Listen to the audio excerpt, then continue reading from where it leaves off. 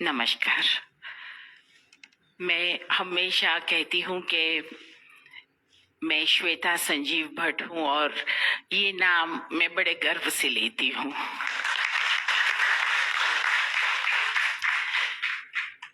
ये सितंबर 5 तारीख को संजीव को पूरे 4 साल हो गए। 5 सितंबर 2018 18 में सुबह 8 बजे करीबन 35-40 पुलिस वाले हमारे घर को घेर लेते हैं। एक इतने सीनियर डेकोरेटेड ऑफिसर के घर में खुद ही का स्टाफ 35-40 लोग पूरे घर में फैल जाते हैं,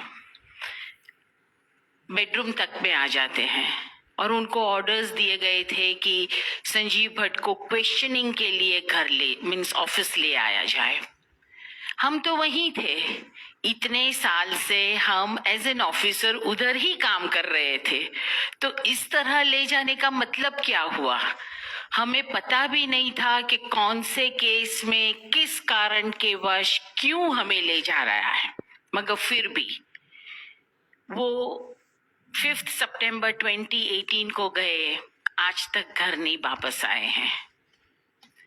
24 घंटा एक ही बात सोचती हूँ और दिमाग में एक ही बात लेके जीती हूँ, सोती हूँ, जागती हूँ, काम करती हूँ कि ऐसा क्या करूँ, ऐसा कैसे लड़ूं, कौन से वकील को रखूं, केस में ऐसा क्या मैं ढूंढ निकालूं कि जिसकी वजह से मैं मेरे हस्बैंड को घर ले आऊं।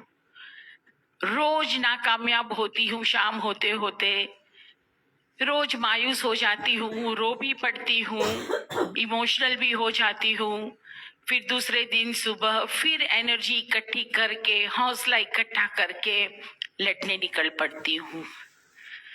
हर एक वकील के साथ बैठना पड़ता है, हर एक वकील के साथ बैठ के पिटीशंस करवानी पड़ती है। ये केस जिसकी मैं बात कर रही हूँ, जिसमें मेरे हस्बैंड को लाइफ इम्प्रिजनमेंट दिया है, ये केस 22 साल पुराना केस है। ये जैसे भाई साहब ने जिक्र किया, अडवाणी जी ने जब यात्रा निकाली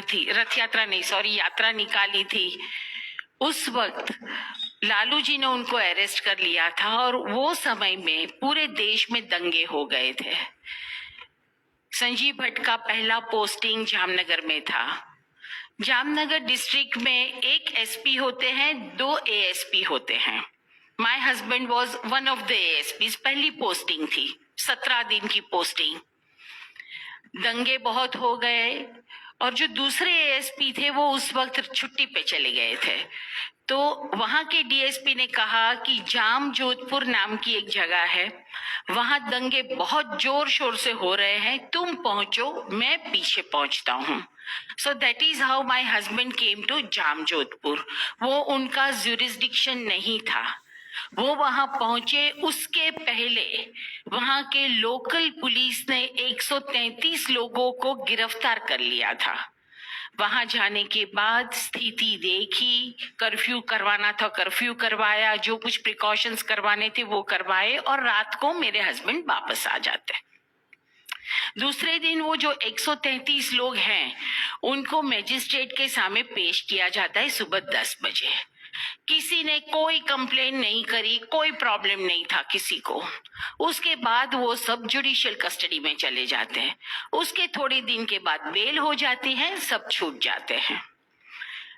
जो आदमी की बात हो रही है, प्रभुदास वैष्णानी, जो गुजर जाते हैं 18 दिन छूटने के बाद अपने घर में, क्या प्रॉब्लम है वो किसी को पता नहीं, क्योंकि किसी को कोई भी प्रॉब्लम हो सकती है। पुलिस जब गिरफ्तार करती है तो पर्सनल हिस्ट्री नहीं लेती किसी की, और वो तो दंगाई थे तो उसमें तो किसी की कोई हिस्ट्री का सवाल ही पैदा नहीं होता है।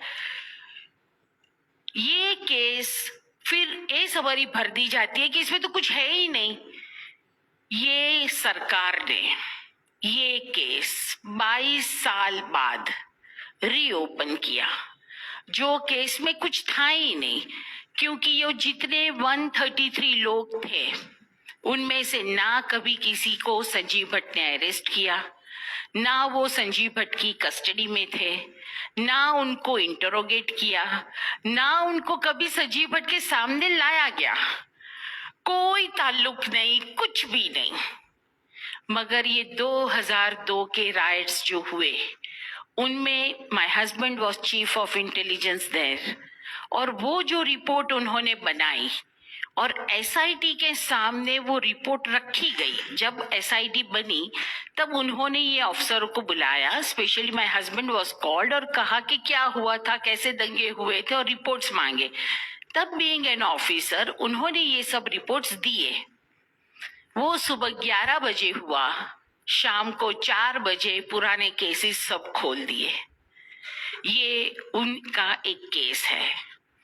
According to Bombay police act, Gujarat में अभी भी बॉम्बे पुलिस एक्ट चलता है, तो अकॉर्डिंग टू 161 सेक्शन, अगर किसी भी अफसर के सामने, किसी भी सरकार को कोई भी प्रॉब्लम हो तो वो 2 साल के अंदर उसके सामने कार्यवाही कर सकते हैं मैक्स, क्योंकि ये ऑफिसर्स को बचाने के लिए ये कानून है, क्योंकि सरकारें बदलती रहती है, तो हर बार नई सरकार पुरानी सरकार वाले ऑफिसरों को परेशान ना करे। ये केस 22 साल बाद खोला जाता है। ये विंडिक्टिवनेस दिखाती है ये सरकार की। उसके बाद हम जो लड़ाई लड़ रहे हैं वो एक लीगल तरीके से लड़ रहे हैं, क्योंकि अरेस्ट किया है तो अनलेस एंड अनटिल बेल नहीं मिलेगी हम बाहर नहीं आ पाएंगे। बेल ये लोग देते नहीं है।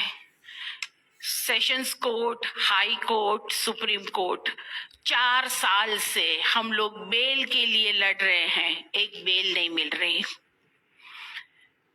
4 साल पिटीशंस हमारी रजिस्ट्री में से आगे ट्रैवल नहीं करती। बोर्ड पे आए तो हम आर्ग्यू करें, बोर्ड पे ही नहीं आती है। इतनी हद तक जुडिशरी सबवर्ट हो गई है।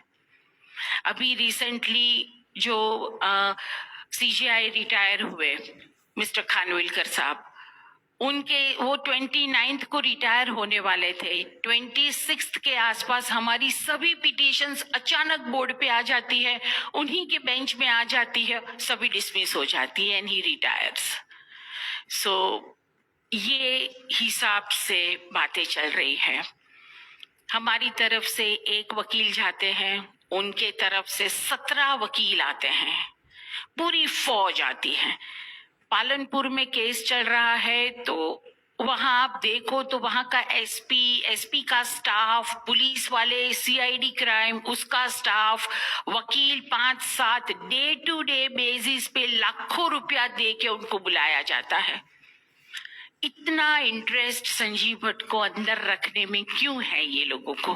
बात ये सोचने की है। डरते क्यों है संजीव भट्ट के बाहर आ जाने से?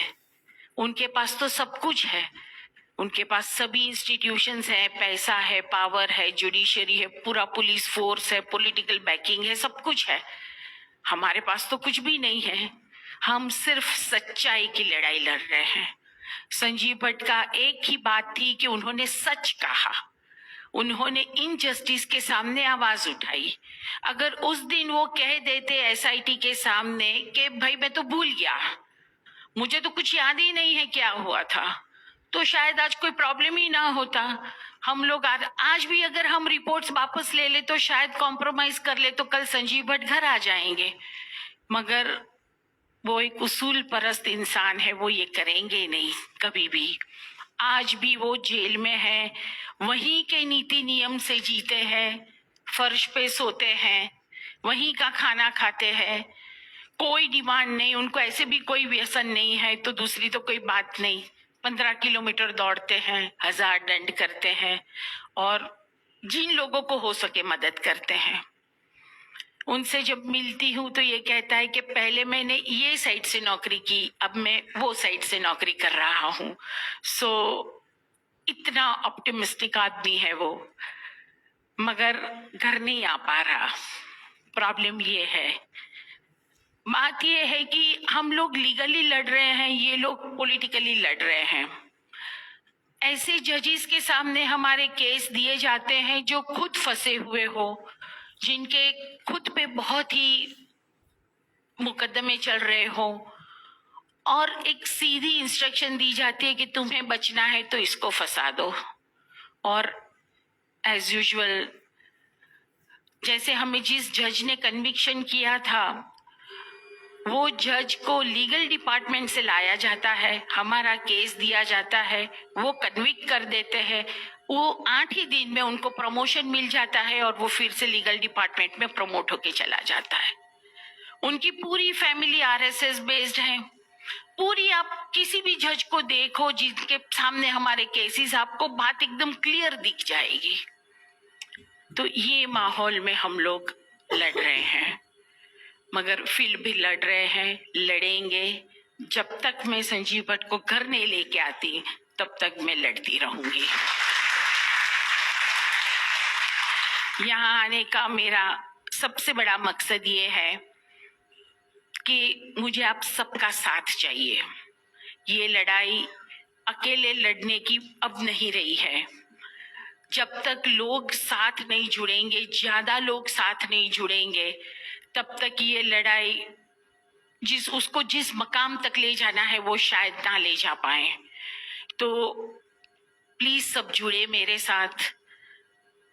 संजीव भट्ट जो हजारों लोगों की आवाज थे, हम उनकी आवाज को ज्यादा बुलंद करें, ज्यादा लाउड करें, बताएं कि भाई एक संजीव भट्ट को आप गिरफ्तार करोगे तो 1000 संजीव भट्ट खड़े हो जाएंगे।